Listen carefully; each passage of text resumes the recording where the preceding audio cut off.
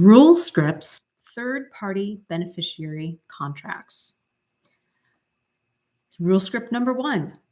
Under a third-party contract, the parties agree that a third party will receive the benefit of the promise. Under that's right, third-party contract, the parties do what?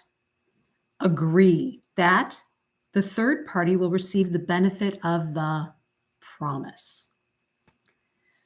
Rule number 2, any party may assign the right to receive a performance to a third party.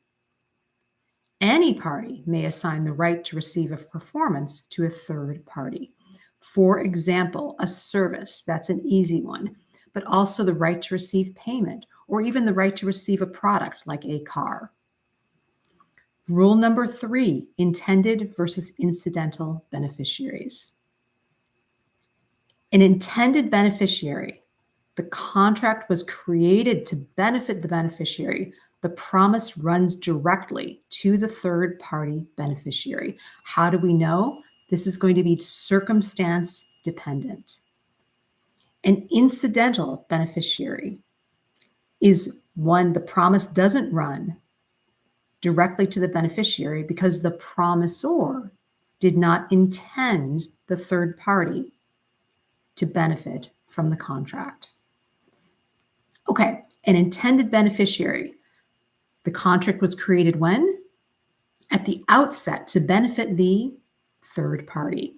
And so the promise runs directly to who? That's right, the third party beneficiary.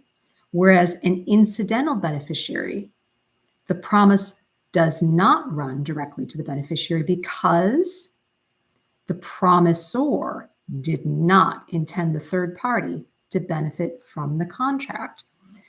Okay, so do you think incidental beneficiaries have the right to sue the promisor? No. Incidental beneficiaries have no rights to enforce the contract. Incidental beneficiaries may never sue the promisor because they have no rights to enforce the contract.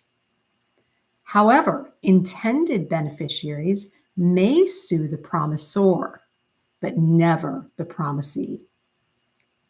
Intended beneficiaries, remember the promisor, the promise runs directly from promisor to third party. So an intended beneficiary may sue the promisor. An intended beneficiary may sue the promisor because the promise was created at the outset, running from the promisor directly to the third party beneficiary. Okay, what may the intended beneficiary sue for?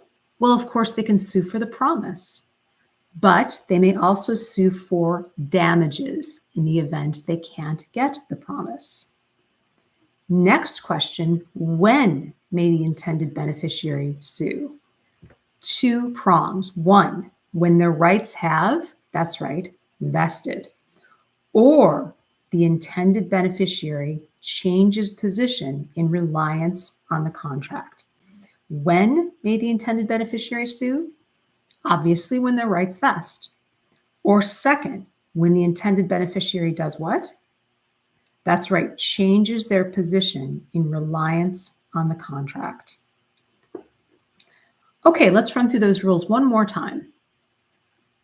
Rule number 1, under a third-party contract, the parties agree the third party will receive the benefit of the promise. Any party may assign the right to receive a performance to a third party. Rule number 3, intended versus incidental. An intended beneficiary is one to whom the contract was created at the outset to benefit the beneficiary. The promise runs directly from the promisor to the third party beneficiary. For an intended beneficiary, the promise runs directly from the promisor to the third party beneficiary. That's why they have the right to sue the promisor. An intended beneficiary may sue who? The promisor, but never who? The promisee. They can sue for the promise or for Damages. And when may the intended beneficiary sue? 1, once their rights have, that's right, vested, or the intended beneficiary does what? Changes position in reliance on the contract. Okay, now let's talk about our incidental beneficiaries. The promise doesn't run directly to the beneficiary because the promisor did not intend the third party to benefit from the contract, and therefore incidental beneficiaries may not sue the promisor because they have no right to enforce the contract. The promise does not run directly from promisor to beneficiary. One more rule and then we're done. The promisor and the promisee may alter, eliminate, or rescind the contract that benefits the third-party beneficiary. When do they have to do it? Prong 1, before their rights have vested, or prong 2, before the intended beneficiary changes position in reliance on the contract. This is our last rule. The promisor and promisee may alter, eliminate, or even rescind the contract before 1, the intended beneficiary's rights vest, or the intended beneficiary changes position in reliance. There are 2 sub-rules. A donee beneficiary, the recipient of a gift, is an intended beneficiary. A creditor beneficiary is an intended beneficiary. Why? Because they were assigned the right to payment on the contract. And they are vested because they altered their position based on the contract. Donee and creditor beneficiaries are intended beneficiaries. And that's it for third-party rights.